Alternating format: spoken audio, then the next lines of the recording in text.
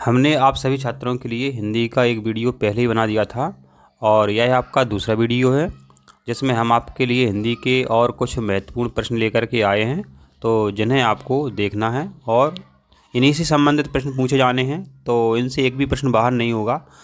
अगर आपने इन टॉपिक से अपने घर पर जो भी आपके पास किताब हैं, कुंजी है, जो भी हैं या नोट्स हैं, तो इन्हीं टॉपिक से प्रश्न आने हैं, तो आपको इन्हीं टॉपिक्स को देखना है।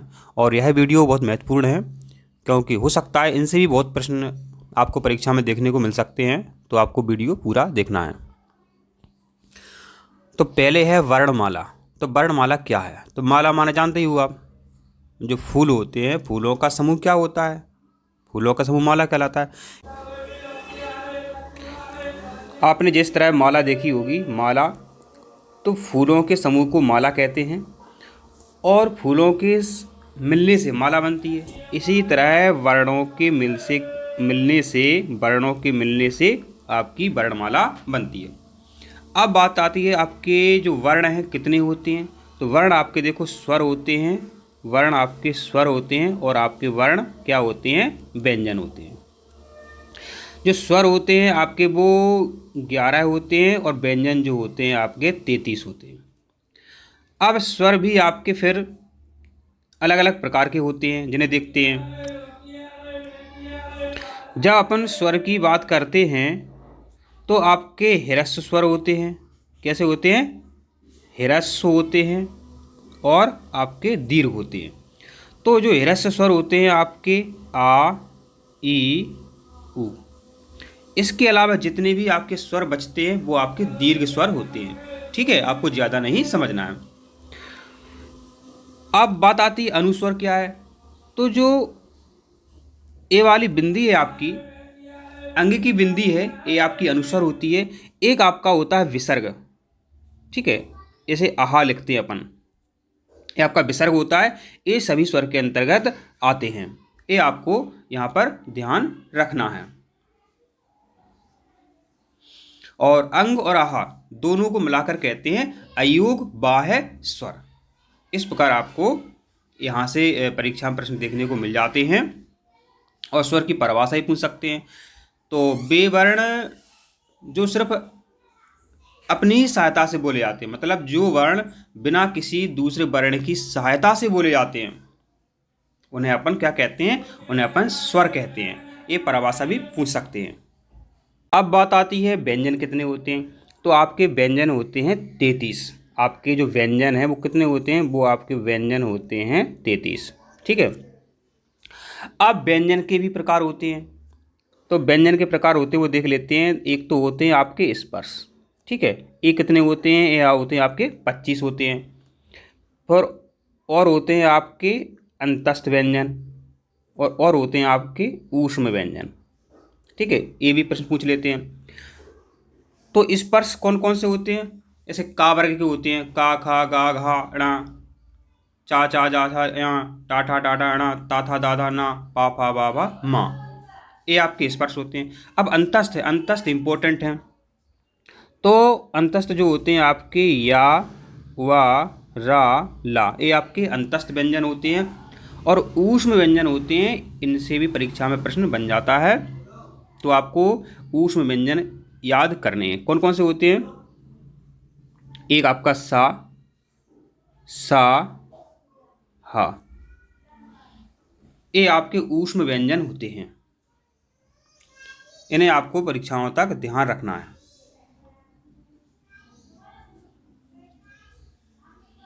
एक और सा होता है, ये वाला सा।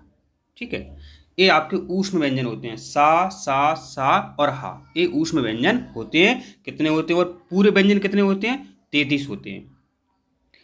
और संयुक्त व्यंजन भी होते हैं आपके छा, त्रा, ज्ञा और स्रा। ये भी आपको परीक्षा में पूछ सकते हैं, ध्यान रखना। ठीक है, तो आपने अभी तक क्या सीख लिया? आपने देखो अभी तक सीख लिया, आपने सीख लिया स्पर्श व्यंजन। ठीक है, और आपने सीख लिया ऊष्म व्यंजन, और आपने अभी तक सीख लिया अंतस्थ व्यंजन। अब आपको इसमें बता रहे हैं एक और बचता है आपका संयुक्त व्यंजन। एक और बचता है आपका संयुक्त व्यंजन। तो छा, त्रा, ज्ञा और ये आपका स्रा, ये आपके संयुक्त व्यंजन होते हैं। छा, त्रा, ज्ञा और स्रा। इस तरह आपके यह व्यंजन कंप्लीट हो जाते हैं। अब है वाक्य। तो वाक्य क्या होता है, जैसे आप सभी जानते हैं, वर्णों के मिलने से शब्द बनता है, और जब शब्द एक निश्चित क्रम में मिल जाते हैं तो उसे कहते हैं वाक्य। जैसे हमने कहा कि आज हम आपके लिए सामान्य ज्ञान का एक वीडियो बनाने जा रहे हैं, तो इसमें आपको पूरी बात समझ में आ गई है, तो इसे कहते हैं अपन वाक्य। अब बात है कि वाक्य के प्रकार कितने हैं। तो अर्थ के आधार पर 8 वाक्य होते हैं। जैसे आज्ञात्मक है, हमने आपसे कहा कि आप हमारे चैनल के 10 वीडियो लाइक कर दें, तो हमने आपको आज्ञा दी, ठीक है। तो इस तरह अर्थ के आधार पर 8 वाक्य होते हैं, और रचना के आधार पर 3 होते हैं। तो रचना के आधार पर परीक्षा में पूछे गए हैं, तो वो देख लेते हैं। तो रचना के आधार पर, रचना के आधार पर तो एक होता है आपका सरल वाक्य, एक होता है आपका साधारण वाक्य, और एक होता है आपका संयुक्त वाक्य। परीक्षा में इनसे प्रश्न आता है, आपको ध्यान रखना है, परीक्षा में संयुक्त वाक्य पूछा जाता है। हमने कहा कि आप और आपका दोस्त हमारे चैनल को सब्सक्राइब जरूर करें। आप और आपके दोस्त हमारे चैनल को सब्सक्राइब जरूर करें। तो इसमें जो शब्द आया और, इसमें जो शब्द आया और, तो जब कभी भी और शब्द लग जाता है तब वहां पर संयुक्त वाक्य होता है। ये आपको यहाँ पर ध्यान रखना है, परीक्षा में ऐसा प्रश्न आया है, ठीक है। और अर्थ के आधार पर जो वाक्य होते हैं 8, तो सिर्फ वो आज्ञात्मक वाक्य है, उससे प्रश्न बन जाते हैं।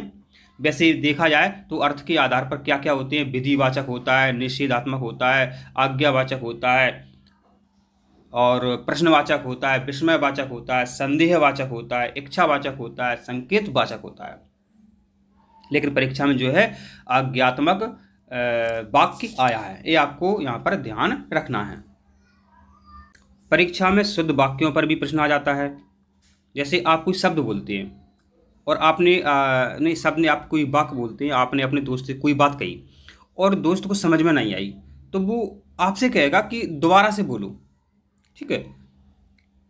तो हो सकता है कि आपने बोलने में कुछ ना कुछ गड़बड़ी कर दी, तो पर ऐसे जो वाक्य होते हैं वो होते हैं अशुद्ध वाक्य, ठीक है। तो वो आपको शुद्ध करना होता है परीक्षा में। इस तरह से आया कि तुमने रोटी खाया, ऐसा तो लिखा नहीं जाता है, ऐसा तो बोला नहीं जाता है, ऐसे बोला जाता है तुमने रोटी खाई। तुम, ऐसे आप लड़के हो और आपसे किसी ने बोला तुम घर जाती हो, ये गलत हो गया। क्या बोलेंगे, तुम घर जाते हो। तो इस तरह आपको ध्यान रखना है।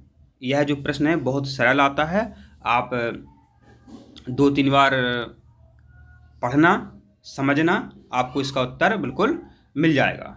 ध्यान रखना, यह प्रश्न बहुत सरल होता है, इसका उत्तर आप बिल्कुल इसका उत्तर सही से आप निकाल सकते हैं। अब आती है संज्ञा। तो देखो, संज्ञा किसी व्यक्ति, वस्तु और स्थान के नाम को संज्ञा कहते हैं। संज्ञा के बच्चों 5 भेद होते हैं, जिसमें आपका जो पहला इम्पोर्टेंट है भाववाचक है। भाववाचक से बहुत प्रश्न आते हैं, जैसे मिठास बहुत इम्पोर्टेंट है, अपनत्व, निजत्व, पढ़ाई, अपनापन, तो ये भाववाचक हैं, इनसे बहुत प्रश्न आते हैं, ये आपको ध्यान रखना है। फिर व्यक्तिवाचक। तो व्यक्तिवाचक का मतलब है कि हमने आपसे कहा कि अजय को बुला लाओ, तो आप उनके घर पर गए और अजय को बुला लाए, मतलब आपको पूरी पूरी सही जानकारी मिल जाए, वो व्यक्तिवाचक है। हमने कही कि आप अपने दोस्त को बुला लाओ, आप चले गए, अब आपको ध्यान आया कि सर ने कौन से दोस्त के कही थी, तो ये व्यक्तिवाचक हो जाता है, वो जातिवाचक हो जाता है। मतलब आपको प्रॉपर, देखो अंग्रेजी में से कहते हैं प्रॉपर नाउन, तो आपको प्रॉपर सही बात की जानकारी मिल जाए, वो होता है आपका व्यक्तिवाचक संज्ञा। ये आपको यहाँ पर ध्यान रखना है। हमने कहा कि आप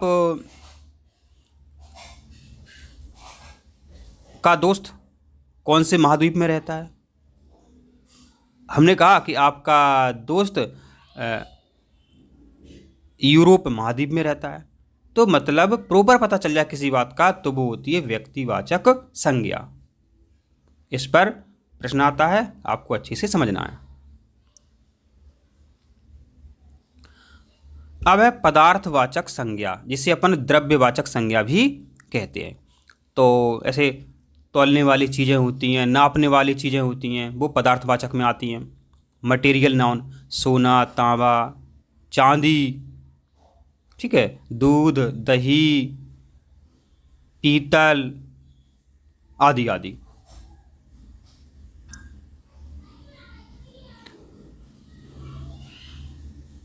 परीक्षा में समूहवाचक पर भी प्रश्न आ जाता है। तो नाम से स्पष्ट है, समूह माने किसी भी वस्तुओं का समूह, जैसे अंगूर, आर्मी, ये सब क्या है, समूहवाचक संज्ञा हैं। ये आपको ध्यान रखना है, परीक्षाओं में समूहवाचक पर बहुत प्रश्न आते हैं। जैसे जुलूस, जैसे जुलूस निकलता है, रैली निकलती है, मेला है, बाजार है, भीड़ है, और आप भी सोच सकते हैं बैठक है, जनसमूह है। तो मतलब आपको अंदाज़ा हो जाएगा कि जब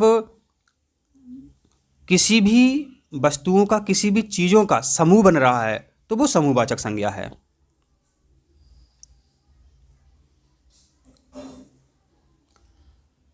अब है जातिवाचक संज्ञा, तो बहुत इंपॉर्टेंट है, हमेशा इस पर प्रश्न आता है। देखो, हमने आपसे कहा कि आम, चले जाओ आम लेकर के आओ, हमने आपको रुपए दे दिए 50, आप बाज़ार में गए, अब आप लेकर के आ गए दशहरी आम, हमने कहा हमने दशहरी तो मंगाए नहीं आपसे, तो आप चले गए फिर कलमी आम लेकर के आ गए, तो देखो आप कलमी आम लेकर के आ गए, हमने कहा कलमी तो हमने मंगाए नहीं है।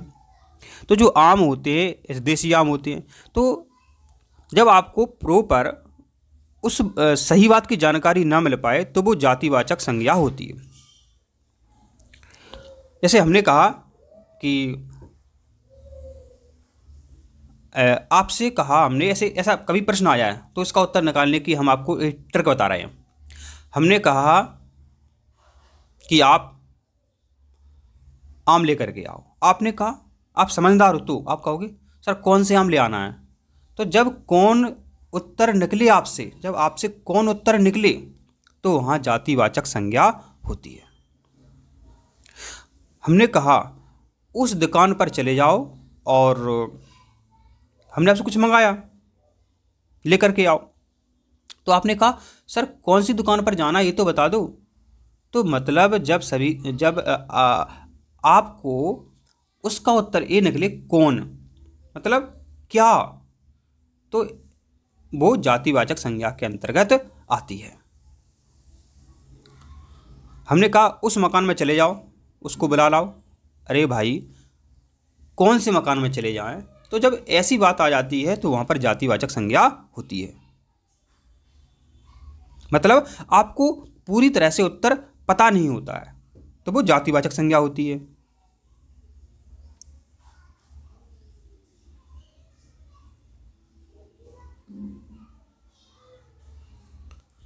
अब आता है सर्वनाम। तो आपने अभी पढ़ा था कि संज्ञा किसे कहते हैं, तो किसी व्यक्ति, वस्तु या स्थान के नाम को संज्ञा कहते हैं। अब है सर्वनाम, तो मतलब संज्ञा के स्थान पर जो शब्द प्रयोग किए जाते हैं उसे अपन सर्वनाम कहते हैं।